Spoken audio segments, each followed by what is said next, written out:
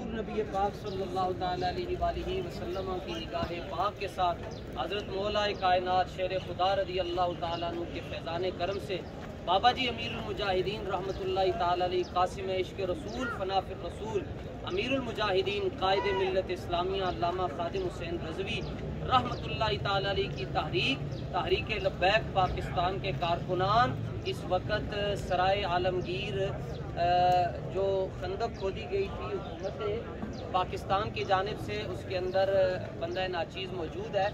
ویخ لو تسی جنہاں کو سڑکاں بنائیاں نہیں گئیاں انہوں نے پٹنا شروع کر دیا، بنا نہیں سکے پٹ چھٹیاں سڑکاں بلے بلے بلے۔ اور پھر یہ پہلے یہ کہا جا رہا تھا مرحوم رانا ثناء اللہ صاحب کے 700 بندے تحریک لبیک کے پاکستان بچاؤ مارچ میں، اور پھر اس کے 2-4 دن کے بعد ان کو پتہ چلا نہیں میری آئی سائٹ ویک ہے، اور اس کے 2000 بندے۔ مسئلہ 700 تے 2000 دا نہیں ہے، بابا جی فرما گئے کلہ ہی کافی ہوتا ہے۔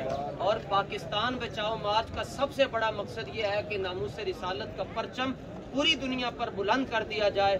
جنہوں نے نبی پاک علیہ السلام کی شان اقدس کے اندر گستاخی کی ہے انہیں پاکستان اسلام اور پاکستان کے قانون کے مطابق کیفر کردار تک پہنچایا جائے۔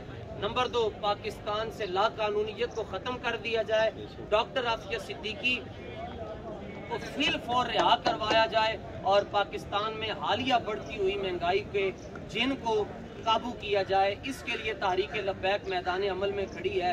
باقی جہاں تک رہا مسئلہ آپ کا، آپ دین کا رستہ روکنے کے لیے نکلے تھے، آپ یاد رکھیں یزید دین کا رستہ نہیں روک سکیا، فرعون نہیں روک سکیا، نمرود نہیں روک سکیا، قارون نہیں روک سکیا، حمان نہیں روک سکیا، اکبر نہیں روک سکیا، وڈے وڈے نہیں روک سکے۔ رانا ثناء اللہ صاحب ذات دی کوڑ کرلی تے جبے لبیک والے کیویں روک سکتے ہو؟ اور یاد رکھیے کرسی تے جدوں بھی بیٹھنا ہے ادوں رب کو ڈرنا ہے، تے رب دے محبوب علیہ السلام دی محبت دل وچ رکھو، ورنہ رب ہے۔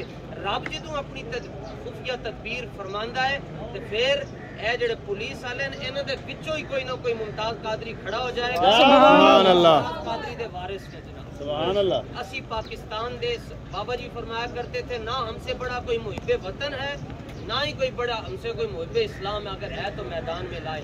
انشاءاللہ پاکستان تحریک لبیک پاکستان آج یہ جو جھنڈا ہم لے کر اس خندق کے اندر کھڑے ہیں، انشاءاللہ حضور کی نگاہ کرم کے ساتھ شہنشاہ کربلا کا صدقہ بہت جلد وہ وقت آنے والا ہے کہ لبیک یا رسول اللہ